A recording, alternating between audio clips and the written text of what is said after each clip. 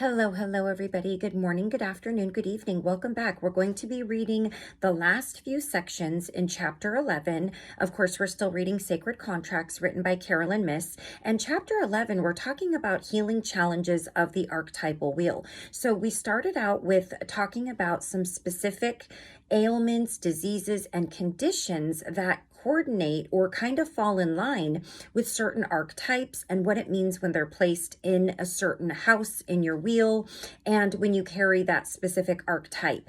And I think what she did was she tried to cover the most common things. But now we're going to talk about some specific illnesses, and she may touch on some others in here and what relationship to what archetype those might belong to. So these may or may not apply to you, but again, it's more information that will help us uncover how we discover our archetypes and then relate to them and then use them to our benefit rather than using the shadow aspect or presenting ourselves in the shadow aspect in making decisions in our lives and just in our everyday lives in general.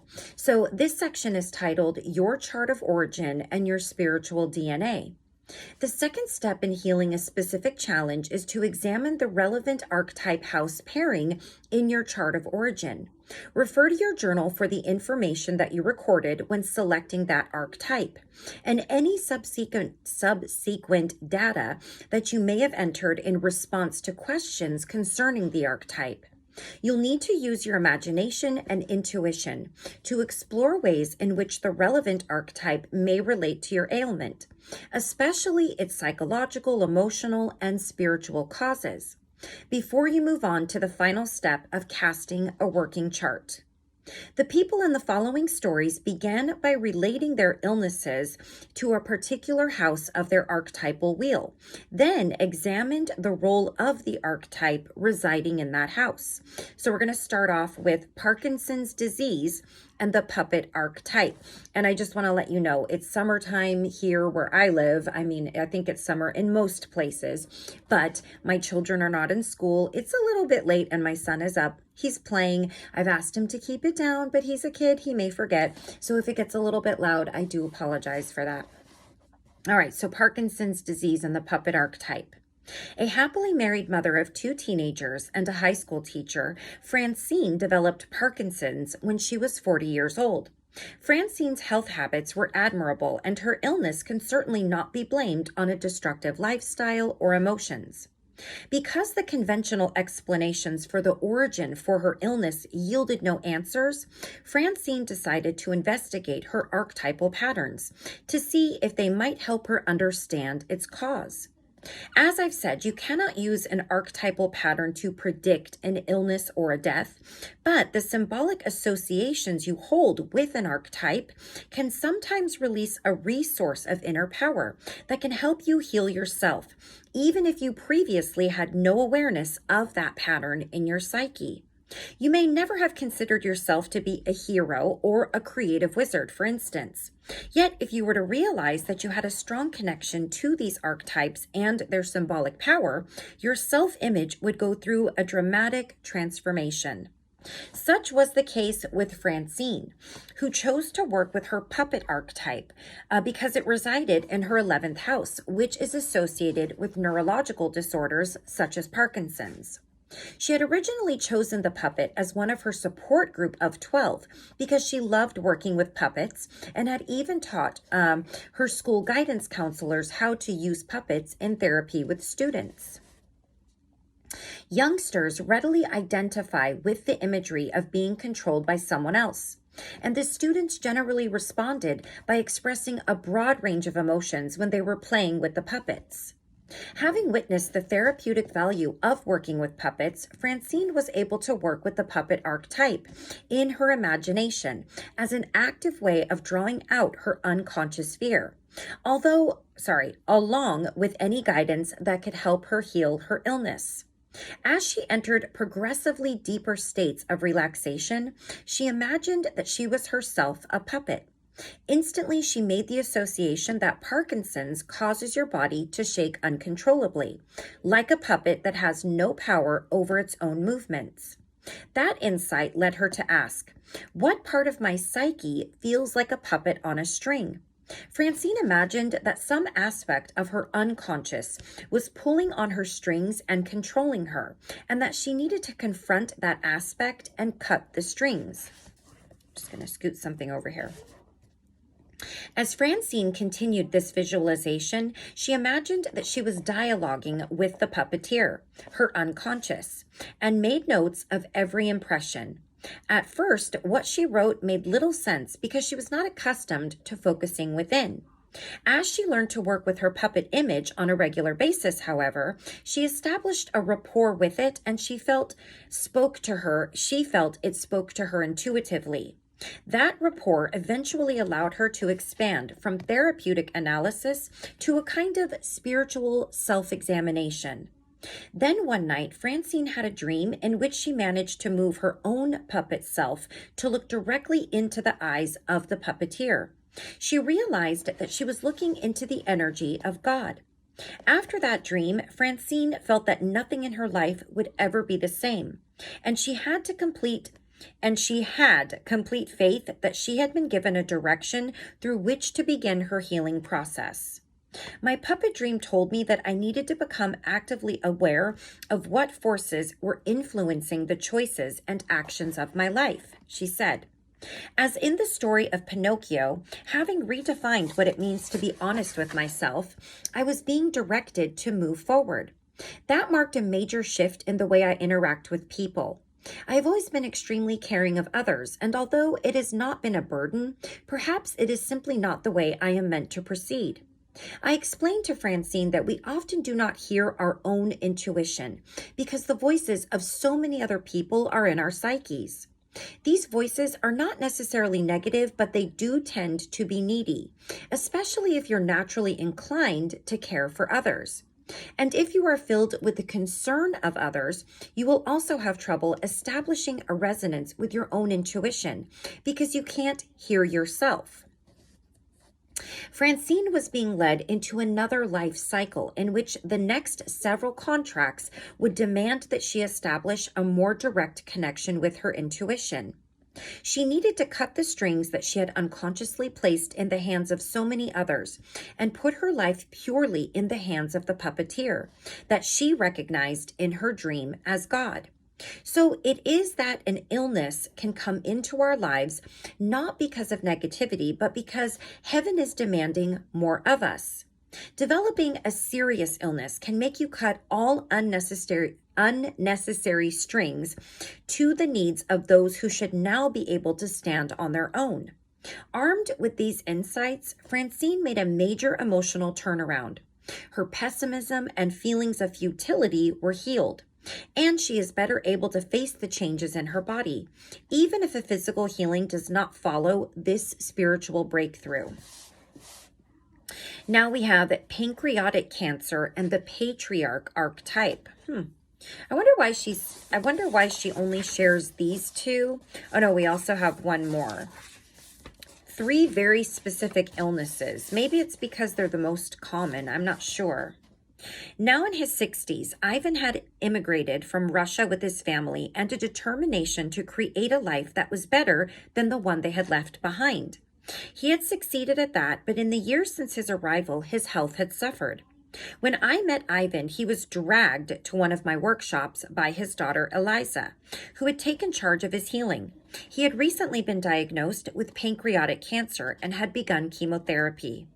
His daughter had introduced him to alternative healing methods, pointing out that his own grandparents would have recognized many of these treatments, such as using herbs and medicinal plants.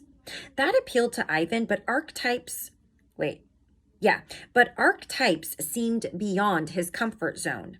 Still, Ivan was open-minded and jovial and chose archetypes that he felt reminded him of himself, such as the craftsman, pilgrim, and beggar, how he saw himself in Russia and what he most feared becoming, and patriarch. Because the patriarch was in his 7th house, whose area of energetic vulnerability includes the pancreas, we chose to begin working with that archetype. Ivan acknowledged that the patriarch not only gave him the most pride of all his archetypes, but also reflected the sense of responsibility he felt toward his family. And if you don't remember or you didn't catch the previous video where we began chapter 11, she talks about the specific organs related to specific archetypes. So if you haven't caught that one, that might make this part of the book, which is the last part, make a little more sense. I found it really helpful because we're not just talking about physical, we're talking about mental illness. And I think a lot of people struggle with that. So it might be worth listening to if you haven't, or looking into if you haven't, and how it might connect to an archetype that you've got once you figure that out. I still have to do a lot of work on mine. All right. As I noted earlier, the pancreas is sensitive to a range of issues related to personal responsibility. If you feel responsible for everyone else to the exclusion of your own needs, that self-neglect will chip away at the health of the pancreas and its vital role of creating insulin. As a result, the rest of the body is eventually affected by the extreme stress. At the other end of the spectrum, abdicating all responsibility for yourself, finding ways for others to take charge of you, causes stress that also lodges in the pancreas. To contribute to the development of a serious illness, however, these patterns of stress must be chronic or acute. That would mean either or, so sometimes and all the time. So that kind of didn't make sense to me. It sounds like she's going to say it has to happen quite a bit for this to come about. But then she says chronic or acute, which means either all the time or it just comes and goes. All right, whatever. Ivan was certainly driven by an all-consuming sense of responsibility for his entire family and a determination not to fail them. The image of his elders begging in the streets in post-war Russia haunted him, and he had promised himself as a youth that this traumatic scene would never repeat itself in his life. I told him that such feelings were the symbolic voice of the patriarch in him, and that we now needed to let his inner patriarch know that he had accomplished his goal. It was time to let the next generation take charge. The very thought of this filled Ivan with sorrow, but his daughter encouraged him to recognize that because of him, his children had learned to make a place for themselves in the world.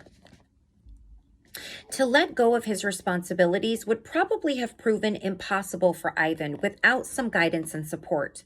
So Eliza asked her father to tell her what he was most afraid of for each of his children and what he saw as their greatest strengths. She told him that the time had come for all of her siblings to reorganize the family in a way that could provide support for Ivan and her mother, while respecting his self-image as the patriarch. Eliza said she would gather the family and begin the distribution of his responsibilities immediately. Eliza, Ivan said, "Are you preparing me to die?" "You could die from this disease, Dad," she responded. "We have no way to know what lies ahead, but I do know that the pressures that have driven you all of these years must be shifted to us. And I also know that you need to see that we can handle our own lives now. Most of all, I realize that your healing is going to take all the energy you have always poured into us, and now you need that force for yourself. I think that maybe the new lesson that is facing you is one of self-responsibility, because you do not even know what it is to take care of your own needs." As I parted with Ivan and Eliza, she had begun calling him the Patriarch, and I could see that this would become his official family title. He would now live surrounded by loved ones who would recognize from that day forward all that he had done for them. About 6 months after the workshop, Eliza contacted me to report that because Ivan was now being officially addressed as the patriarch, he was able to realize that he had done for his children what he had done for his children and how much they loved him for it. He was still receiving chemotherapy for his cancer, which had not metastasized throughout the rest of his body. But however this works out in the long run, Eliza said, I am so grateful that we've been able to recognize all this man has truly been to us. On a psychological and emotional level, Ivan's healing had already begun. He had let go of his all-consuming sense of responsibility and was receiving the empowering love of his family. The energy boosts to his system from releasing stress and receiving love and support could only improve his chances for survival. I think it's so important that people understand just how much our mental health and our spiritual health is connected to our physical health. Your physical health is sort of, I think, in my opinion, it is a representative of the health of your soul much of the time. And it sounds silly for a lot of people, like, oh, your chakras have nothing to do with your health and your attitude has nothing to do with healing. That's not true. It's definitely everything, your energy. So all of your centers and every aspect of your being can either help you or hinder you if you're trying to heal from something, especially.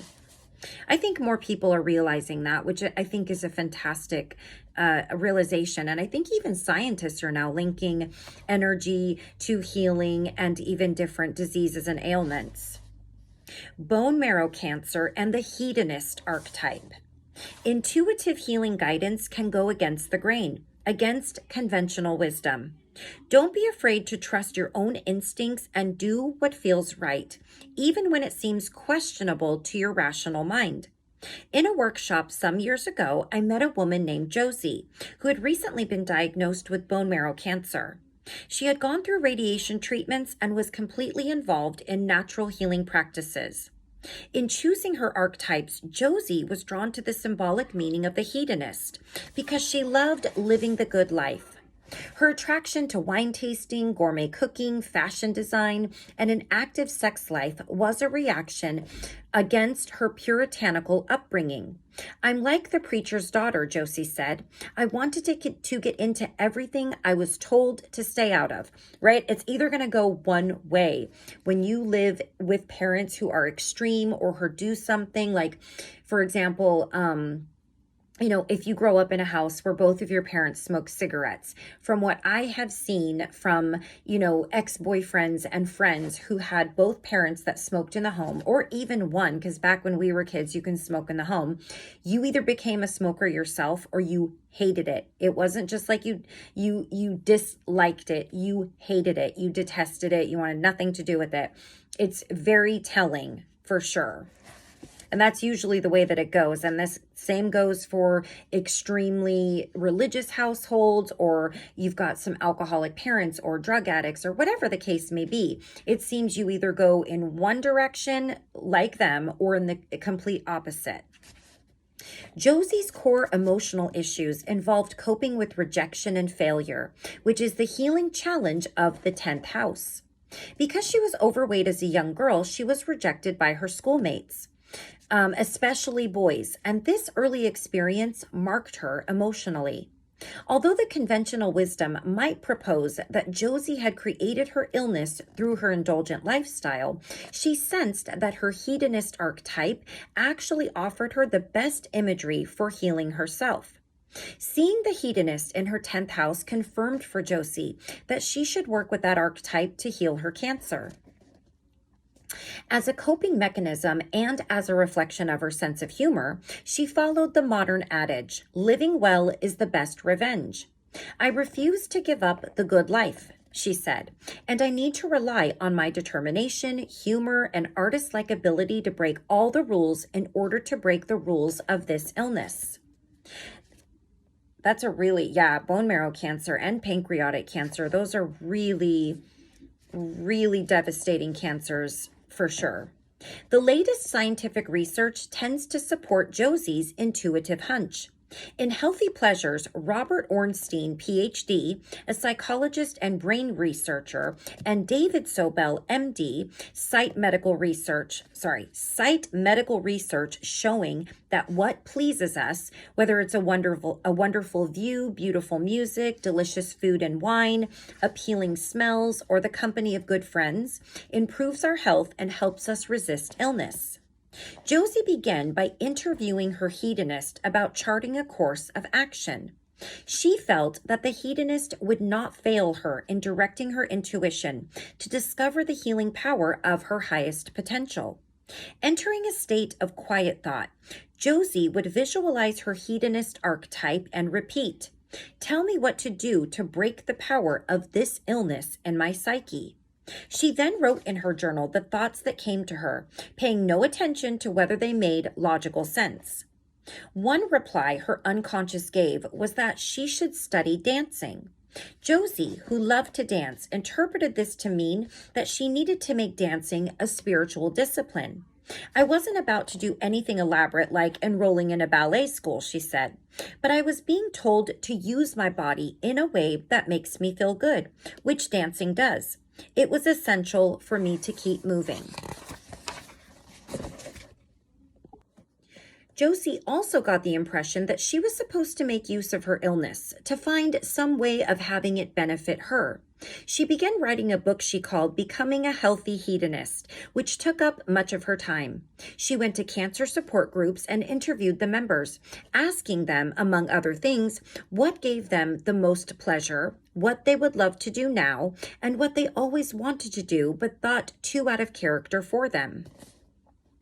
Her intention was to write a book that could inspire people to love being alive.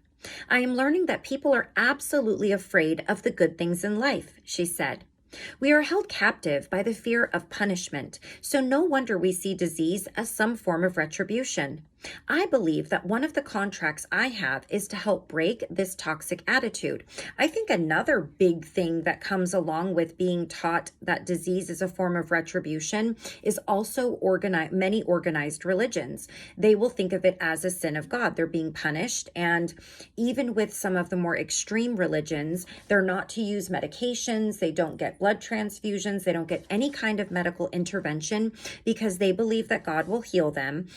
However, if you're not healed, it's because you've done something and you're not deserving, basically. But in turn, they then say, if you don't heal because you've done something in your next life, you will be ever higher spiritually. So I'm not really sure. It sounds very counterintuitive to me. But I don't know a lot about it. I'm just speaking on what I've learned, little bits and pieces from religions here and there. So there's, I'm sure, more to it. To dialogue once with her hedonist was not enough, and Josie continued to be in touch with the archetype on a regular basis. She felt inspired by her new project, and 5 months after the workshop, I received a letter from her telling me that her cancer had gone into remission. Wow. Josie anticipated healing the disease entirely because she had decided early on that it would not take away the relationship she had established with the pleasures of life. "I love living," she wrote, "and I knew that I had to continue to find a way to love life even though I had developed an illness. But even then, as I teach others, you have to find a way to appreciate each day, no matter how slight an act that may be. And above all, confront that horrible attitude that illness is a punishment from God. How can you heal if you feel you have done something to deserve your affliction?" That is so true. And not just to deserve your affliction, but to deserve it based on God's judgment. How do you heal from that when you lack the faith because you feel that you've done something to offend God and that this is, quote unquote, a punishment? That is so true. Casting a healing chart. So we've talked about casting a chart for work, for love, and relationship. I think it was career, relationship, and a health issue. And now we're going to talk about casting a healing chart. And if you're not familiar with the working chart, because I wasn't right away either, it is using your archetypal wheel, but you're focusing on one aspect of your life and you're asking very specific questions. And I gave lots and lots of examples a few videos ago on how to ask questions properly for each category. And she had everything. She probably had 30 different categories to choose from with a few question examples.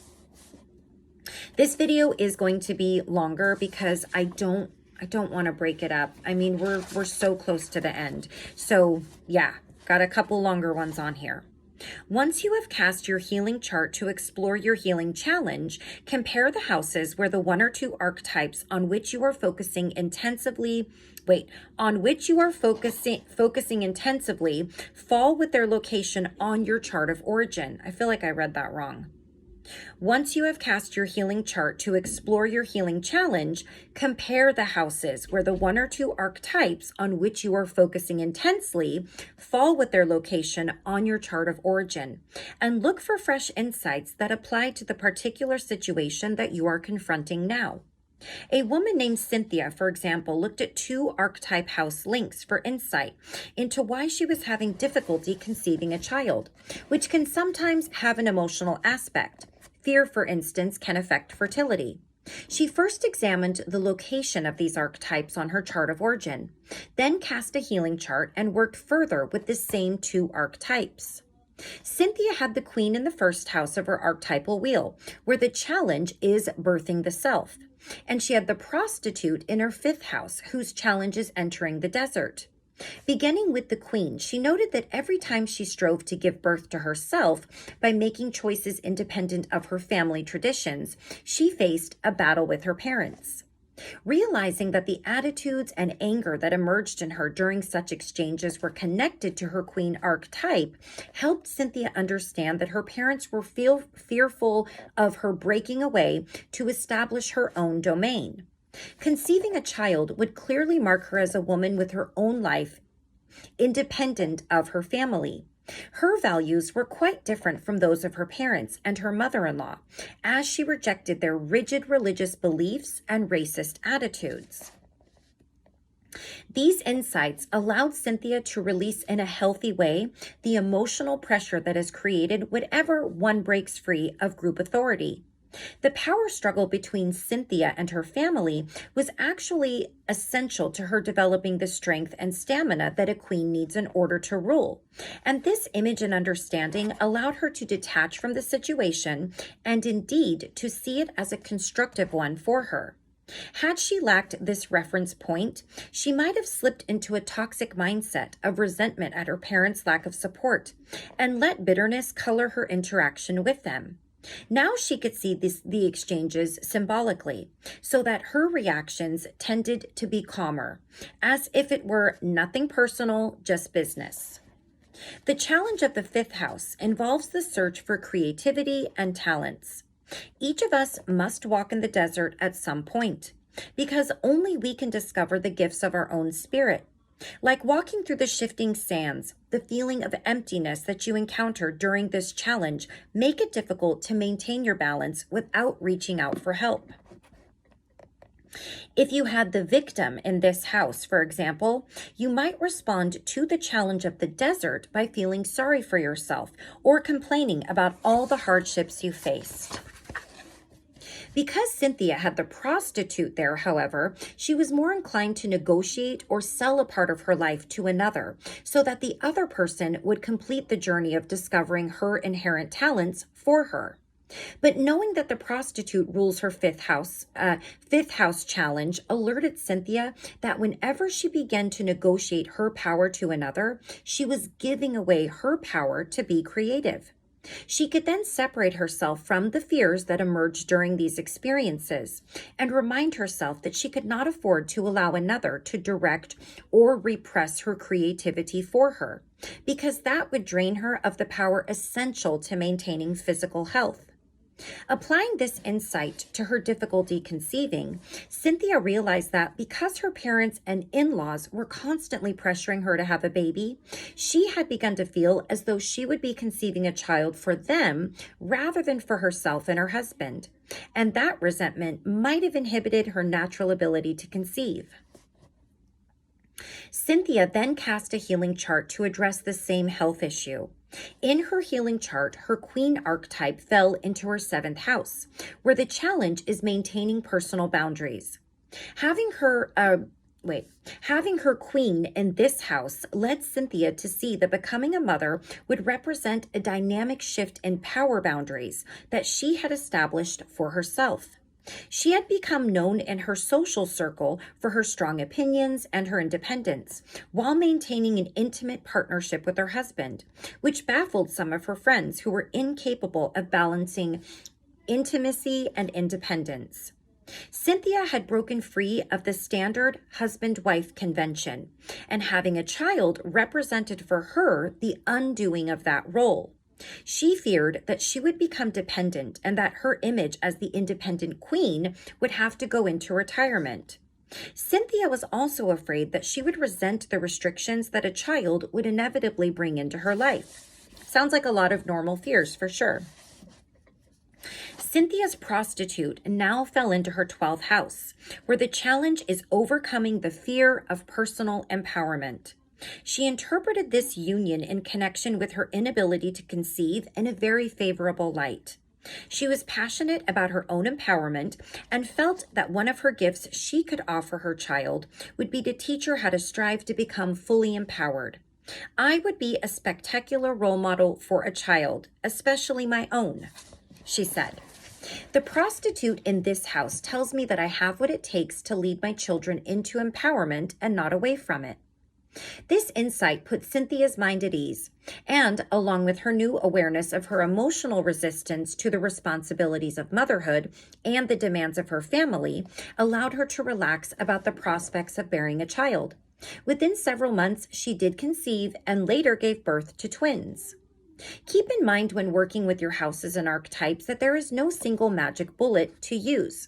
Dr. Paul Ehrlich's famous term, to heal your illness or disorder. So that's his term, magic bullet to heal your illness or disorder.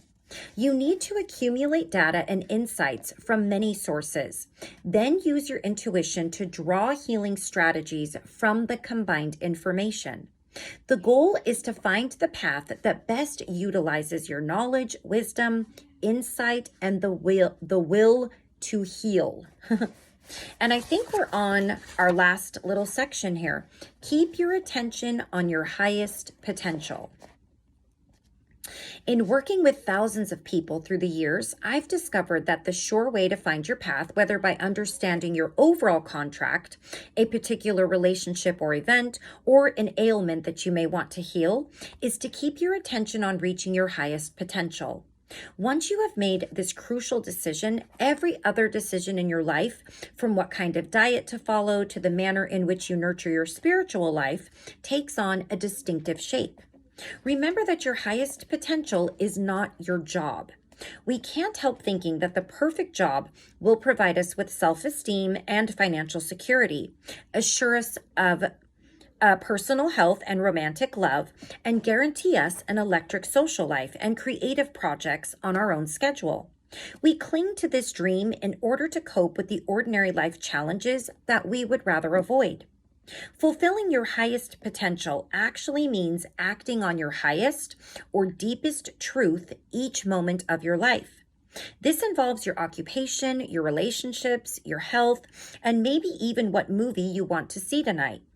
Weigh all your decisions against this one criterion. Each choice either serves your highest good or detracts from it. I love that. Each choice either serves your highest good or detracts from it. I love that. I absolutely love that. Using that simple guide can take a lot of the mystery out of your everyday decisions. I really like that. I'm going to write that down when we're done here.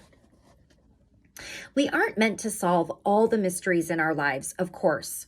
Rather, we are meant to explore the mysteries and discover ourselves one piece of spirit at a time. One piece of our spirit at a time. Gradually, we become whole, more conscious, more aware that life is a spiritual journey and everything else is make-believe. Your archetypal companions are the guides of your unconscious. These patterns will surely get you where you are meant to go because their role is a manifestation of how the divine keeps up its end of your contract. You will arrive where you need to be when you need to be there, and you will meet the people you are meant to meet, whether you know it or not. Knowing it, however, recognizing that everything in your life is organizing around your contracts awakens trust, and that is the first step toward making our final choice. Do we trust enough to allow the divine to make our choices for us? Once we do, then our role in life is only to follow through with those choices. If you find yourself in a relationship that is hurting you deeply, you now have a reference point. Your highest choice is to forgive. You always have the option of understanding that this relationship may have come together to open your heart in just that way. You may not want to act on that insight, but at least you can see it. You have the option, as hard as it may be, for your personality and ego to grasp, of appreciating the fact that you were meant to meet this individual. You have a higher perspective from which to view your life, to see that you are part in all contracts. That your part in all contracts is to search for the divine intention hidden within the physical form, and to base your choices on those insights. Remind yourself, when you need to, that a contract is a guarantee that terms have been set. The other party or parties to your contracts have as much interest in your spiritual growth as you do. Use the energy of that truth to create an extraordinary life in this physical world. Don't just leave your spirit to wander on its own. Keep yourself in present time, in one place, in yourself. Above all, remember that we are each following different routes along the same general path that leads us all to the same final task: surrender the self. Only through realizing the futility of spinning our wheels in the direction of personal control do we finally wake up to the truth that we are in control of nothing other than the moment when, or if, we can finally trust that our sacred contracts are governed by a force of wisdom much greater than our own, and that the agreements you made prior to your birth will lead your spirit back home again. That is what surrender looks like. I cannot believe we are done. This book is not that big, but boy, oh boy, was it a lot to read. This is all of the actual chapters, and this is the appendix and the index. But wow, that was a really in-depth book, and I'm so happy. I'm so pleased that we have completed it. So I will obviously be sharing a new book with you guys in a few days. I have a few things that I'm sort of looking at, so we'll see what I come up with, and I may share it with you. I always share it with you ahead of time so you know what's coming, but I may ask for an opinion if you felt like giving it. So we'll stop right there with our last video for Sacred Contracts.